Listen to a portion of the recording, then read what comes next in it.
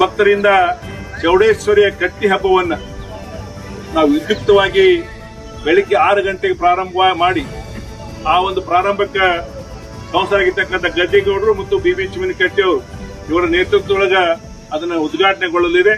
ತದನಂತರ ಮಧ್ಯಾಹ್ನ ವೇದಿಕೆ ಕಾರ್ಯಕ್ರಮದಲ್ಲಿ ಪರಮ ಪೂಜ್ಯ ಜಗದ್ಗುರು ದಯಾನಪುರಿ ಮಹಾಸ್ವಾಮಿಗಳು, ಪರಮ ಪೂಜ್ಯ ಜಗದ್ಗುರು ಬಸವರಾಜ ಪಟ್ಟದಾರ ಮಹಾಸ್ವಾಮಿಗಳು, ದಿವ್ಯ ಜ್ಞಾನಾನಂದಗಿರಿ ಮಹಾಸ್ವಾಮಿಗಳು, ಶಂಕರ ಶಿವಾಚಾರ್ಯ ಸ್ವಾಮಿಗಳು ಮತ್ತು ಪ್ರಭುಲಿಂಗ ಮಹಾಸ್ವಾಮಿಗಳು, ಅಭಿನವ ರೇವಣ ಸಿದ್ಧ ಮಹಾಸ್ವಾಮಿಗಳು ಇವರು ಸಾನ್ನಿಧ್ಯ ವಹಿಸಲಿದ್ದಾರೆ.